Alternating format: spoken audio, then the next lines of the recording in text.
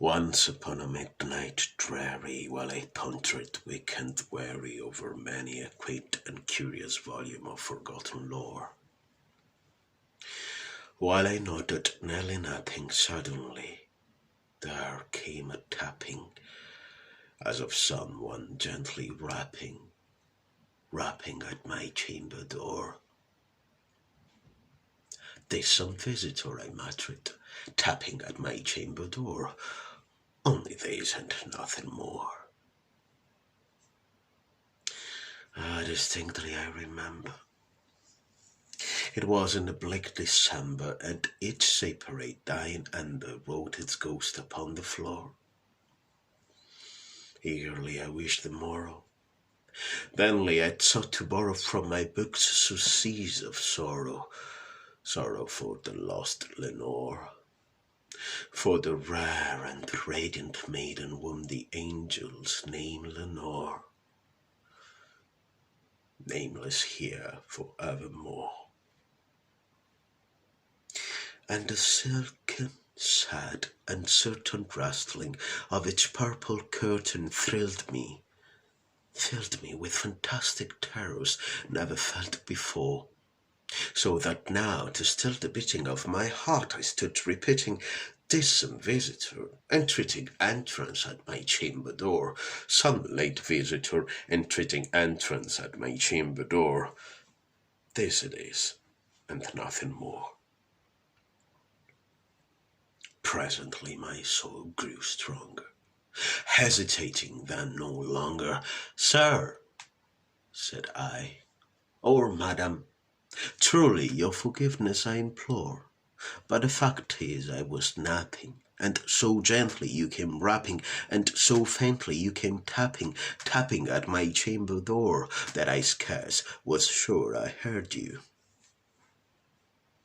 Here I opened wide the door. Darkness there, and nothing more. Deep into that darkness peering long, I stood there, wondering, fearing, doubting, dreaming dreams no mortal ever dared to dream before.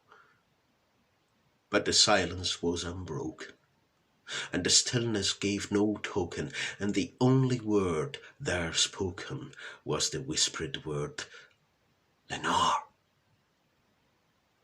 This I whispered, and an echo murmured back, "Lenore." Merely this, and nothing more. Back into the chamber turning, all my soul within me burning. Soon, again, I heard a tapping, somewhat louder than before. "Surely," said I, "surely that is something at my window lattice. Let me see then what the rat is, and this mystery explore. Let my heart be still a moment, and this mystery explore. This the way and nothing more." Opened here I flung the shutter, when with many a flirt and flutter in there stepped a stately raven of the saintly days of yore.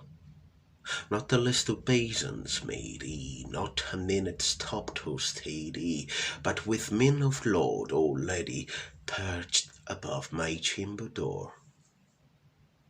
Perched upon the bust of Pallas just above my chamber door, perched and sat, and nothing more.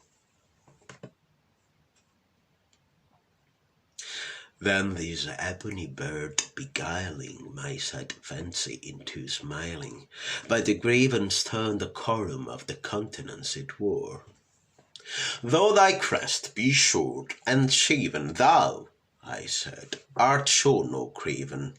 Ghastly grim and ancient raven, wandering from the nightly shore, tell me what thy lordly name is on the night's Plutonian shore." Quoth the raven, "Nevermore." Much I marvelled, 'tis ungainly fowl, to hear this curse so plainly. though its answer little meaning, little relevancy bore. For we cannot help agreeing that no living human being ever yet was blessed with seeing bird above his chamber door. Bird or beast upon the sculptured bust above his chamber door with such name as Nevermore. But the raven, sitting lonely on the placid bust, spoke only that one word, as if his soul in that one word he did not pour. Nothing farther than he uttered, not a feather than he fluttered, till I scarcely more than muttered, other friends have flown before. On the morrow he will leave me, as my hopes have flown before. Then the bird said, Nevermore. Startled at the stillness broken by reply so aptly spoken, doubtless, said I, what it utters is its only stock and store, cut from some unhappy master, whom a merciful disaster followed fast and followed faster, till his songs one burden bore, till the dirges of his hope that melancholy burden bore of nevermore. But the raven, still beguiling all my fancy into smiling, straight I will the cushion sit in front of bird and bust and door. Then upon the velvet sinking, I betook myself to linking fancy and to fancy, thinking what this ominous bird of yore, what this grim and gangly, ghastly, gaunt and ominous bird of yore meant in croaking nevermore. These I sat engaged in guessing, but no syllable expressing to the fowl whose fiery eyes now burn into my bosom's core. These and more I sat divining with my head at ease reclining on the cushion's velvet lining with the lamplight gloated o'er. But was velvet violet lining with the lamplight gloating o'er? She shall press. Nevermore.